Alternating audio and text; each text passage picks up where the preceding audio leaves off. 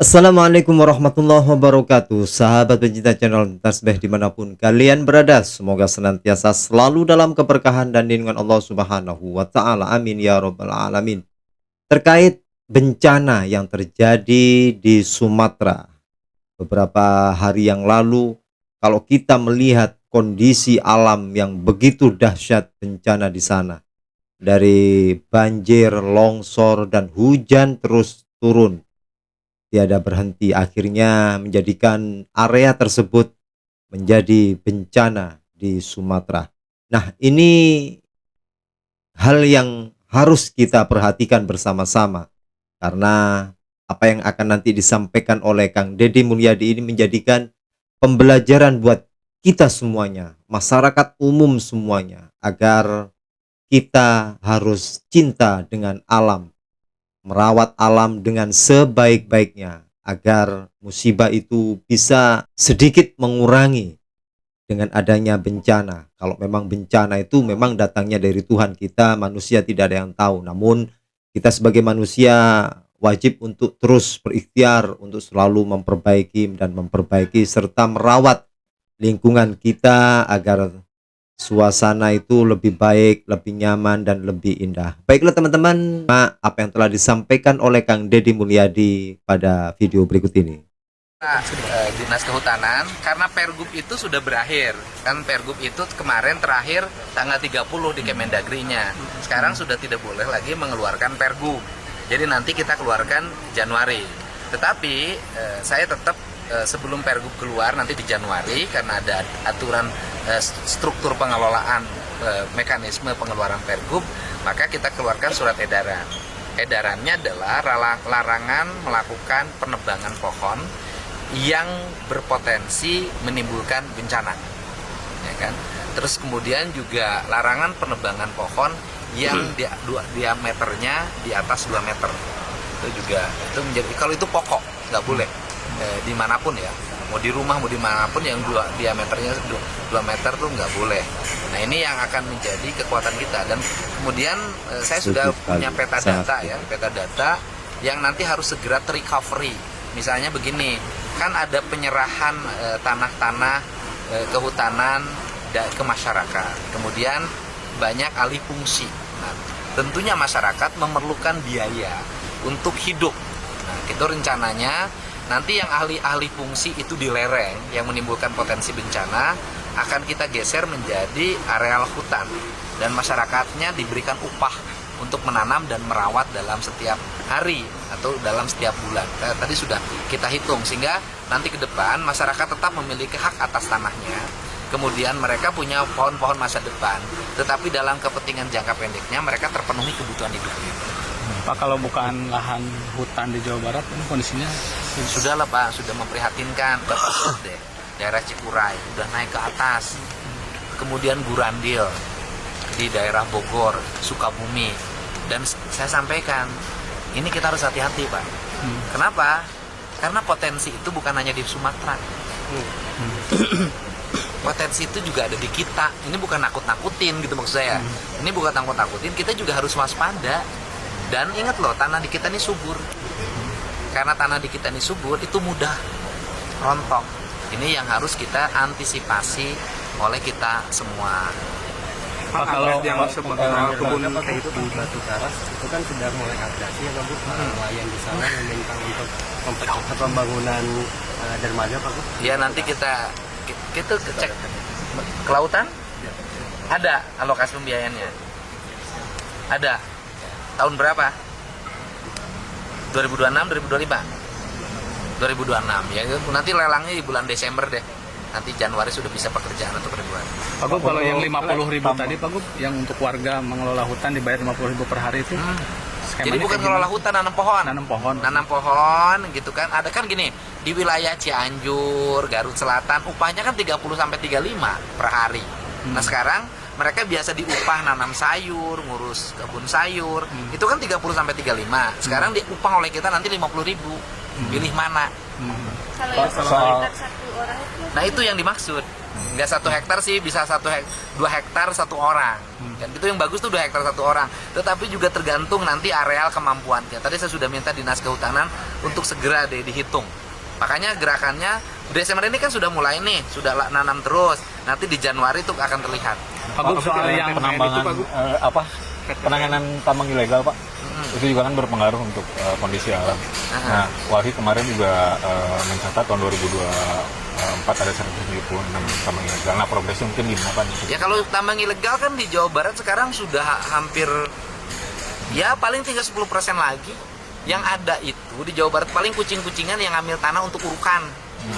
Kalau tambang ilegal, penambangan pasir, batu, dan berbagai kegiatan lainnya sudah hampir tidak ada ya.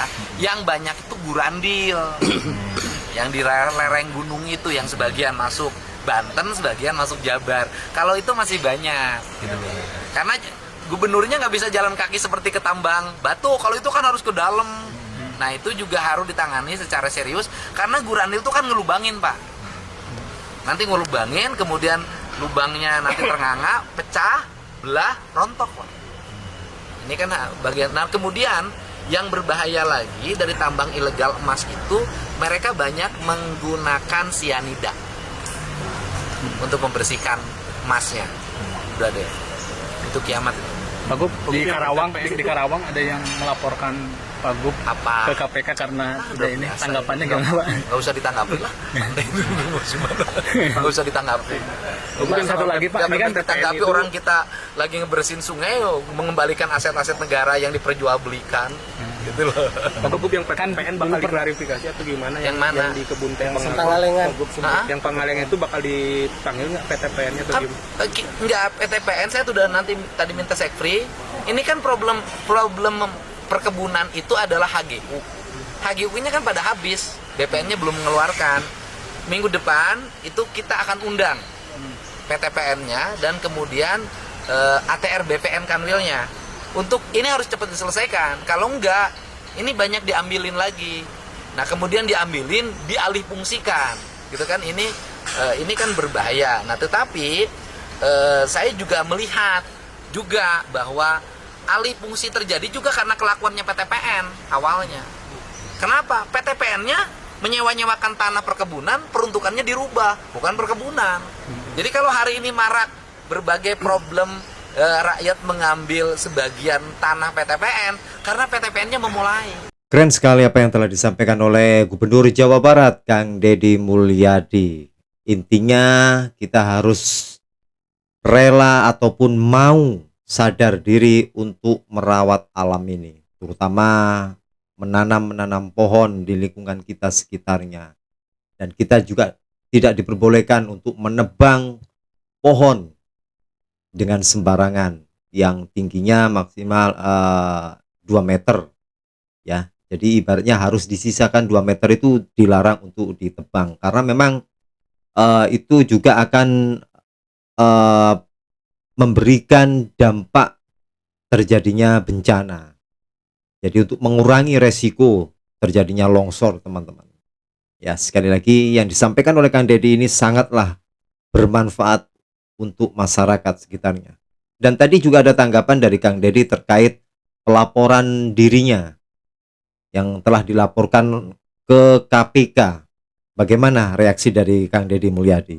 Begitu santai, begitu ramah beliau menyampaikan atas tudingan yang ditudingkan kepada Kang Deddy Mulyadi terkait pelaporan, terkait hal-hal yang mungkin banyak orang yang tidak senang dengan kinerja Kang Deddy Mulyadi.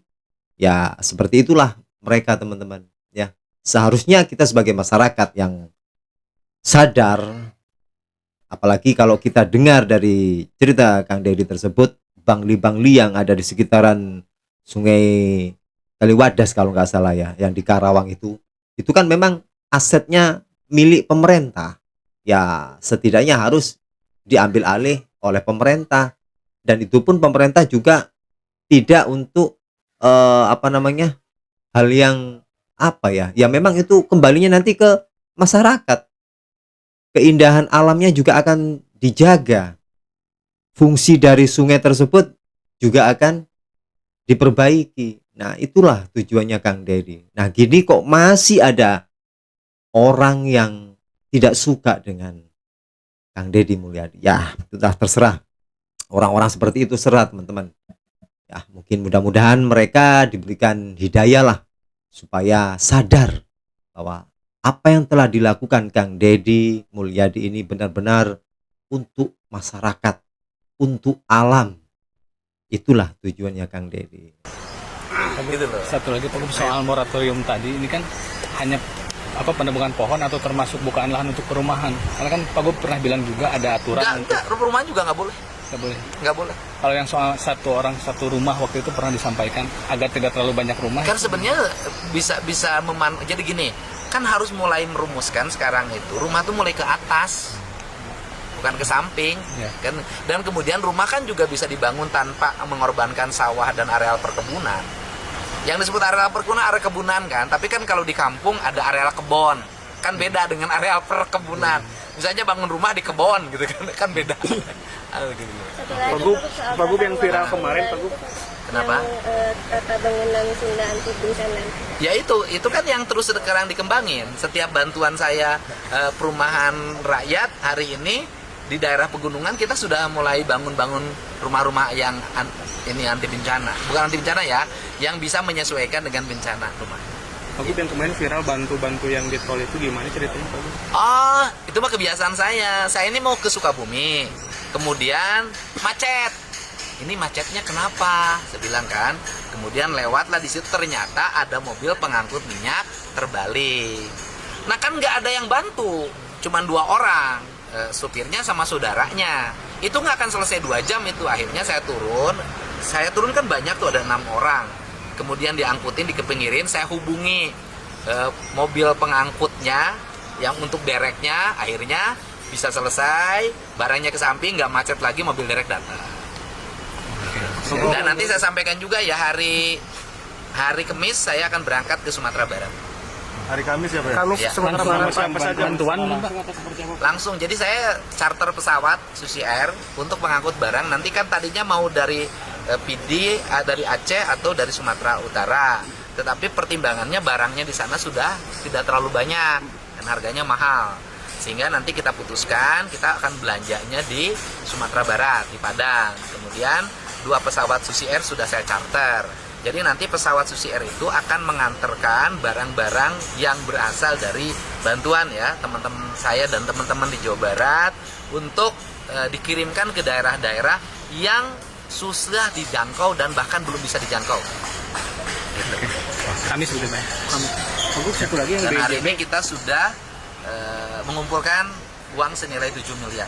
Dari 7 miliar dan Banyak lah, dari Kadin, dari Apindo, kemudian dari Korfri, kemudian dari Baznas, kemudian dari BJB, dan dari saya pribadi. ada ini warga Jabar kan yang di sana terakhir. Ya makanya nanti kan kita ke sana. Saudara saya sampai sekarang hilang kontak di Aceh. Saudara, mantan anggota DPRD Aceh, tentara. Kakak saya udah nangis-nangis, kamu teh gubernur, katanya masa nggak bisa nolong saudara, nggak bisa dihubungi. Saya juga mungkin nanti termasuk akan mencoba lah nyari saudara saya tuh bisa ketemu nggak. berapa lama Pak Gub di sana rencananya? Ya tergantung situasinya. Kalau situasinya harus ditungguin, harus terus mobilisasi, ya mungkin bisa 2-3 hari. Tapi kalau sudah lancar sistemnya, barangnya sudah tersedia, nanti tinggal ngirim-ngirimin, ya saya cukup 2 hari. Ya. Bagus, soal Nataru, persiapan Nataru gimana nih Pak? Sudah siap, Nataru rumah jalan udah pada bagus, listriknya udah pada nyala. Bogor, Pak. Semua Macet aman. terus Pak Gub biasanya. Enggak, insya Allah. Ya, biasalah. Oke teman-teman, itulah video yang bisa saya sajikan buat teman-teman semuanya. Semoga apa yang kita lihat dan kita dengarkan dari Kang Dedi Mulyadi menjadikan pemahaman, wawasan kita sebagai manusia yang harus benar-benar menjaga lingkungan. Agar supaya apa? Ya supaya untuk menetralisir, untuk meminimalisir keadaan bencana. Memang bencana tidak ada yang tahu ya, tapi kita sebagai manusia tugasnya adalah untuk terus berikhtiar dan memperbaiki diri. Dan tadi juga Kang Dedi akan berkunjung ke Sumatera yang telah mencarter 2 pesawat kalau nggak salah yang disampaikan beliau, dan beliau juga penggalangan dana, mengumpulkan dana dari teman-temannya, dan bahkan beliau sendiri juga mengeluarkan, itu terkumpul dana sekitar 7 miliar. Sungguh luar biasa. Semoga Allah memberikan balasan yang berlimpah kepada Kang Deddy Mulyadi beserta teman-temannya yang telah membantu untuk saudara-saudara kita yang ada di Sumatera. Dan Kang Deddy juga menyampaikan bahwasannya saudaranya beliau juga ada yang di sana juga terkena musibah di Sumatera tersebut, yang kata Kang Deddy lepas kontak atau hilang kontak, tidak bisa dihubungi. Harapan kita, mari kita berdoa semoga saudara Kang Deddy khususnya bisa segera bertemu dengan keluarga dan bisa bertemu dengan Kang Deddy Mulyadi.